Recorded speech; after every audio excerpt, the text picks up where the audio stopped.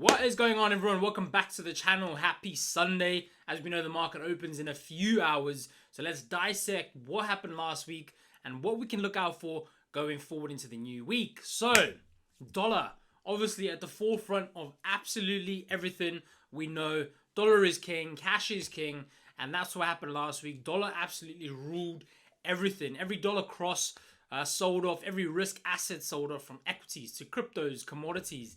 Everything sold off. Gold 600 pips lower from last week's high. Everything had a sell-off. Question is, now are we going to see that dollar rally continue into the new week, and what can we actually capitalize on? So we're going to jump straight into the charts and go from there. Right, dollar rally overall, as you can see, we've had this massive rally. So just measure from last week's low all the way to this week's high was a massive 3% on the dollar. Now, the reason this happened was the market's obviously pricing in the probability of the Federal Reserve still hiking aggressively in September. As it currently stands, the market can't choose. We obviously had the FOMC meeting early on this week, which was, in my opinion, pretty neutral. Either they continue raising on an aggressive path because inflation is still a problem. Their targeted inflation over the next 12 months is anywhere between 2 and 3%. However, where we currently stand at 8.5, there is still a lot of work that needs to be done. So we have this massive rally overall as the market now starts to expect and anticipate either a 50 basis point rate hike or 75 basis point rate hike. For anyone that doesn't know much about interest rates, there is 100 basis points in one full percentage point increase in rates. So if the Federal Reserve do give some forward guidance around raising interest rates of 50 or 75, the market then moves on that expectation. So the rally that we've had right now in the dollar is purely down to the market pricing that expectation in. So dollar, obviously, massive rally to the upside. You had the likes of all risk assets. You had equities possibly finding a peak. If you haven't checked, I'll try and link it somewhere here.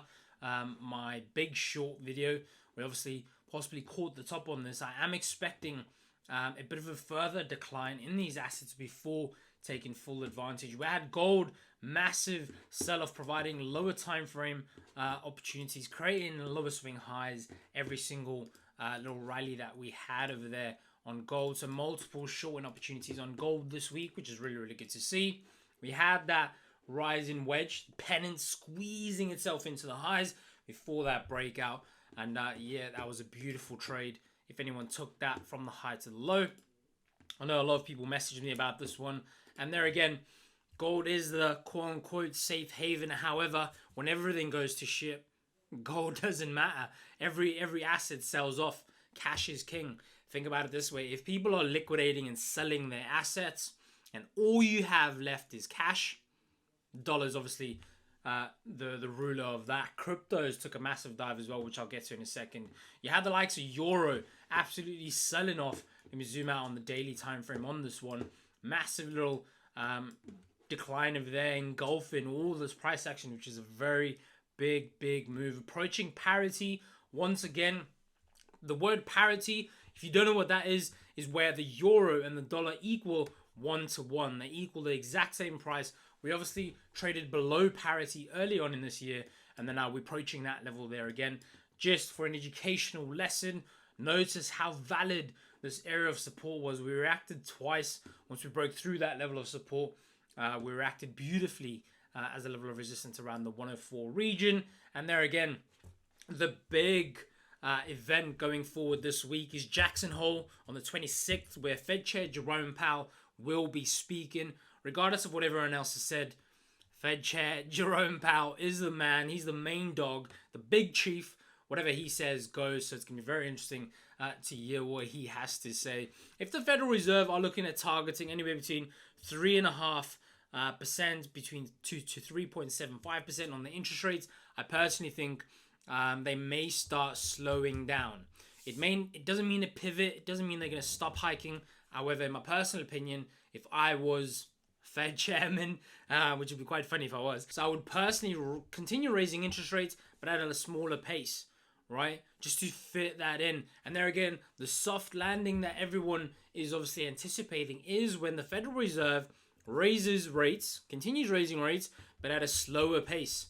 So the market doesn't have such a big reaction. So Fed Chairman Jerome Powell speaking on the 26th, I think that is on Friday, Thursday or Friday. I'll double check on that one. However, if we do have an aggressive Fed still going forward, then we may see euro break parity. Yeah, the likes of cable, I personally expected a bit of a bounce around the 120 region. We broke straight through that. And then my personal favorite, pound yen. There again, we took another beautiful short opportunity on this. And yeah, on the 2 hour, that was super clean. Right, I've done a YouTube video on pound yen. I'm shorting the rallies. That's all I'm doing. Right, I'm not buying the dips. This was my 7th trade, if I'm not mistaken. 1, 2, 3, 4, 5, 6th trade. It was my 6th, not my 7th, my 6th trade. Actually my 7th. I had a short position over here. So my 7th position on GBP JPY. And there again, I favor selling the rally. So there's no long positions on pound yen because I understand the overall narrative. Now, going into this new week, what am I focused on? So I personally feel this dollar strength may continue into the first half of the week. Why? You have a tight labor market. You have inflation that is still high, right? There are growth concerns. If you have growth concerns, risk assets are going to be on the back foot. If you have risk assets on the back foot, what do you naturally have? Pretty much like a seesaw effect. You're going to have dollar positioned higher. So for myself, I am still going to be looking at re-entering pound yen again. I have taken 75% of this trade off. I'm possibly going to look to re-enter once again. How did I find this trade? What was I looking for? As I mentioned on my previous pound yen video, when you do see such a move in the market, so a move to the downside of such, right? What are you doing?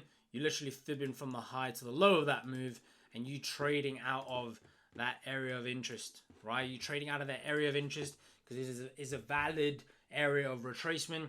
All you're trying to do is jump on the back of that momentum, the strength and the weakness of those two counterparts of those two currencies. So that's something that I'm definitely looking out for. And then you obviously have the likes that I'm personally looking for. Gold, that weekly time frame is looking absolutely deadly, right? Absolutely deadly. Let's delete some of these levels for a second. We've obviously come back into 1800. I personally expected one last little push into come and collect all this liquidity at 1825 before the rollover, as I did draw this fib on the weekly time frame. But we kissed that 61.8, right? And we had that massive sell-off. So the break of the rejection of 1800, excuse me, is a massive decline. So just looking at that on the weekly time frame, we have engulfed the prior 2 trading weeks, right? We engulfed the prior 2 trading weeks. So what I will personally be looking for is some sort of correction either into the prior 2 weekly lows, or there again, lower time frame structure, and just keep riding that wave to the downside, if I'm honest. So let's get those levels back. If we were to get, for myself, if we were to see some sort of push back into this level very early on in the week, then I may consider from that price. However, if I have to reconsider what's happening on Friday with Fed Chair Jerome Powell, it is such a crucial event, right? The market currently doesn't know where it stands, and what he says goes. So we will be waiting to hear what he says. So I am focused on gold, right? I'm focused on pound yen. Possibly, let's delete some of these levels.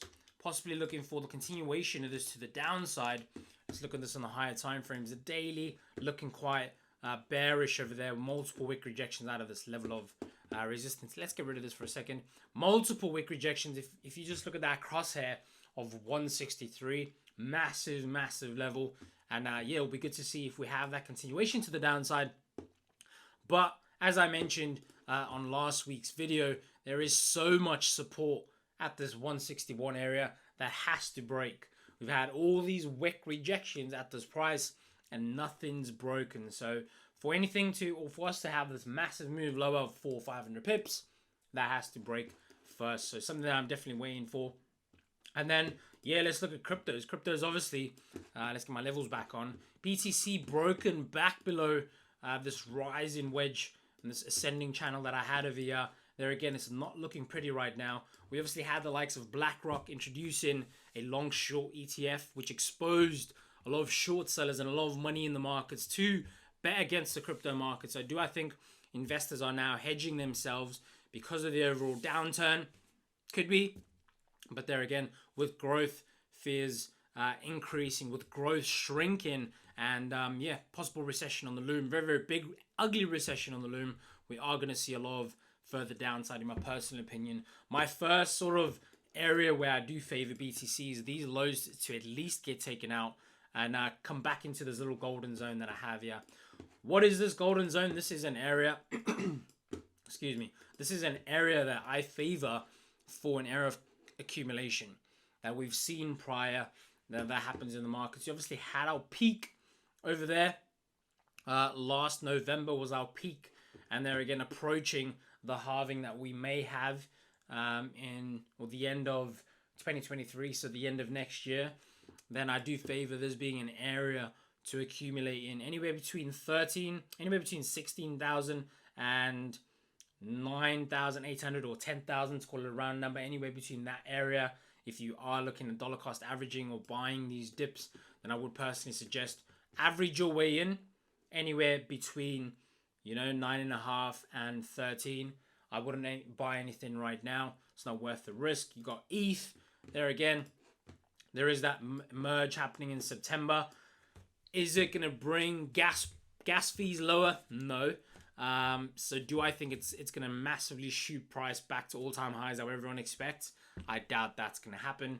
So personally, we obviously had this dip into 872, which could have been a massive buying opportunity for a lot of people. I know it rallied over 100% from there. So yeah, 120% to where it obviously rolled over. However, if you are looking at buying cryptos for the next bull run, I would just say my two target areas for ETH is anywhere between 480 and 830. I wouldn't really buy anything above that. I just don't favor the risk. And there again, the downside potential does still, I do still favor that further downside risk. So XRP, same thing. Just looking at this, price is in my area of interest. However, if I have to look at the overall capitulation that happened in the last bear market, then I do favor price pretty much playing out and giving us those opportunities there again. If price was to present itself with that last little push, I know I'm being a bit greedy now, but if we were to have that last little push, another 50% drop, then I do see XRP at least at 14 cents to then obviously buy the dip. As I've mentioned prior, cryptocurrencies haven't seen a recession. They do now trade as risk assets in tandem with risk in general, commodities, equities, overall risk, cryptos do get affected by. So if you are long cryptos right now, be careful. I would advise to, don't test the depth of the river with both your feet. Don't put all your eggs in one basket. However, I do think there will be opportunities in the next, let's say, 12 to 18 months for us to get some really good prices on these assets to then capitalize on overall. So for myself this week, going forward with Jackson Hole, Fed Chair Jerome Powell speaking, I'm going to be monitoring pound yen, possibly for a move lower, monitoring gold, monitoring the Dow Jones, which I think has peaked, the S&P as well, and there again, possible Euro AUD.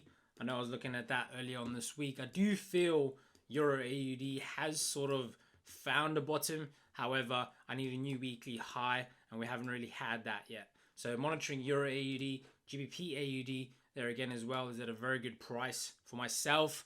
So I'll be monitoring those as well. But in terms of actively trading, pound yen, my favorite. As I've said before, I'll say again, you only need one trade a week to actually make you enough money. You don't have to be trading every week, every day, every 5 minutes staring at your screen. That's not how trading works. Find that one pair, find that one move, that one trade of the week. Make your bank, get out, and then just literally rinse and repeat. But guys and girls, I'm going to end this video there. That's what I'm focusing on. That's what's on my radar. Jackson Hole is a very, very big, important event I'll do another video closer leading up to the event with more information. So stay tuned on my YouTube channel. Like, comment, share, subscribe. And yeah, I appreciate if you watched till now. Go ahead, enjoy the rest of your Sunday. Market open in a few hours. Let's get it. Let's go. Bye.